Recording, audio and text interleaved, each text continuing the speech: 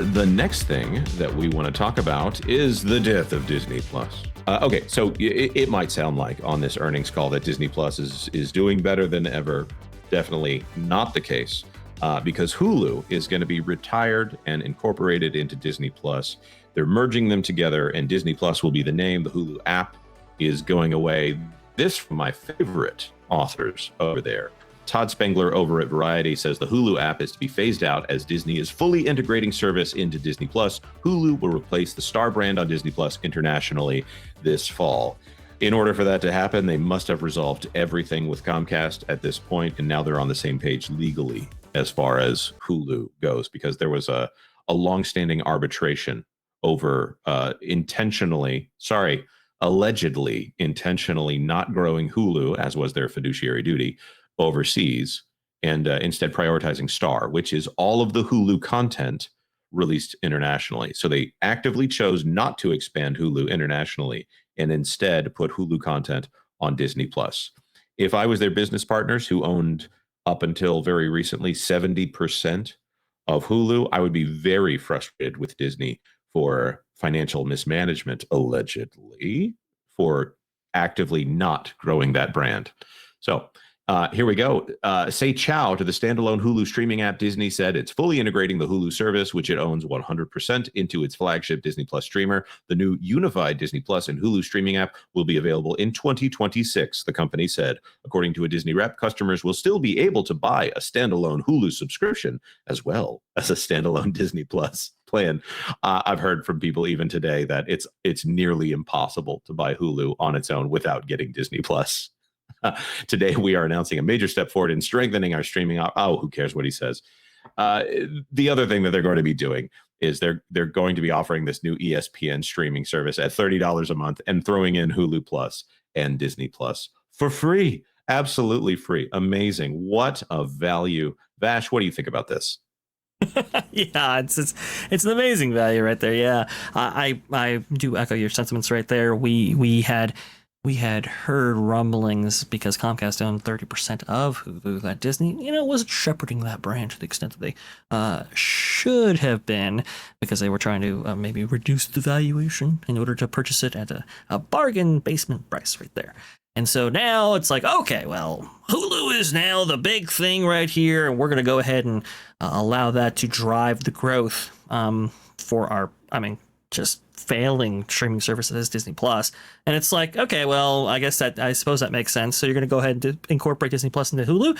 No. They're putting the Hulu Ferrari on the back of the Disney Plus truck that has engine problems. It's like, that's just a weird thing when it's a race for speed. Right. They're sliding the nameplate off of Disney Plus. They're destroying the Hulu nameplate, and they're putting Disney Plus on top of Hulu and trying to pretend that Disney Plus was profitable all along. And lest we be misunderstood here by the people who don't understand that Disney Plus is not profitable, here are since it's plural, the Disney Plus numbers for June 28th, 2025. 57.8 million subscribers compared to March 29th, which it was 57.8 million subscribers in the US and Canada. And how much do they make per subscriber? On average, $8 per user. It's gone up by 4 cents per user, by the way, in that time. So, hey, there it is, more profit.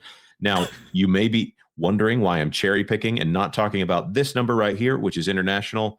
That service is Disney Plus Star, which is Disney Plus Hulu together internationally. Right. So those two together have gained 2% in subscribers. So 1.7 million subscribers there, up only from Disney Plus and Hulu together.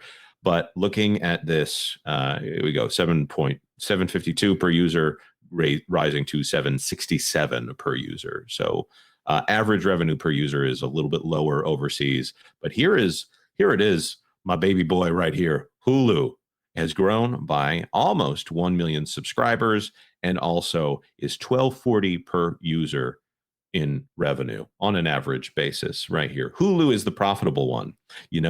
What else? They've actually hidden the number. They're not telling you the combined DTC number here anymore. Disney promised that by this point, they would have Disney Plus profitable. They have never fulfilled that promise.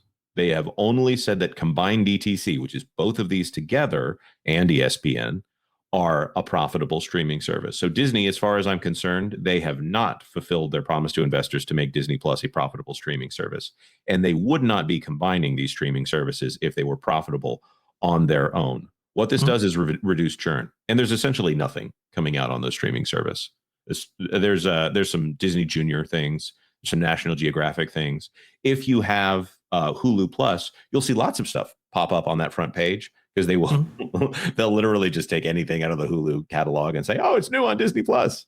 No, that's not the same as being profitable. So as far as I'm concerned, Disney Plus is dead, and now it is Hulu, and they're renaming Hulu rather than fulfilling their promise to investors. And this is my opinion, because it's probably a legally liable statement. But this is trickery meant to obfuscate for Wall Street, to make them think that Disney Plus is a profitable endeavor, as opposed to actually delivering value for audiences and for consumers and to shareholders. It's failure. So yes, and I mean, you can definitely see the thought process behind it, right? Hulu has the ARPU, which is the kind of the envy of the streaming world, right there at 12%. It's almost double, actually.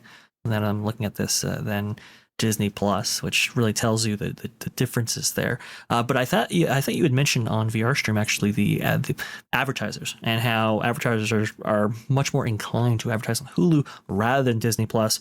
Disney Plus being kind of this glorified babysitter, if you will. So the integration or the incorporation of Hulu into Disney Plus makes a lot of sense from those standpoints. But as far as a brand perspective, at least when I'm looking at it, it's kind of like, it's just, I mean, I think people, especially young people, resonate with the Hulu brand far more than they resonate with the Disney Plus brand. I think this might just add to the kind of confusion out there. But look, if you're looking for profitability for Disney Plus specifically, it makes a lot of sense to incorporate Hulu in there. And now, Jonas, we can finally be consistent with that with that guidance that we offered 5 years ago now, that we have achieved profitability with Disney Plus specifically, even though we've just incorporated this huge asset in Hulu. And by the way, those percentage gains right there, I'm actually surprised they even detailed the subscriber growth at all, because they're so minuscule.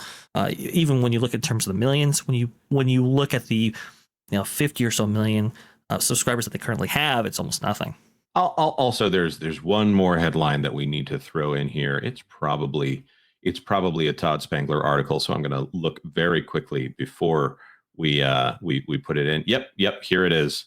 If you need any more indication that this company is failing on subscriber numbers, Disney will stop reporting subscriber numbers for Disney Plus, Hulu, and ESPN Plus. They're not doing this at the Netflix point. Netflix had 300 million subscribers when they decided to stop reporting subscriber numbers, because they were focused on profitability. In this case, they don't want you to know that it's not profitable and that they're not growing, and so they're going to subscribe. They're hiding. They're not changing their own internal goals. They're hiding behind their numbers and other people's excuses in order to do this. And by the way, those Descendants movies up there, those are actually more successful on Disney Plus than things like Snow White. Their $400 million Snow White film. Yep. If you follow the Forbes and UK tax filings that are there. This has been an abject failure to experience. I used to be big on Disney Plus about 6 years ago. I thought it was the wave of the future for the company. Little did I know that they had no chill, and so they've robbed the cash cow of the parks in order to pay for Disney Plus, and well, they have not paid the parks back. I'll say that. Thanks for watching That Park Plays News. For more information, consider checking out www.thatparkplace.com. And don't forget to subscribe, share, like, and send this out on your favorite social media accounts.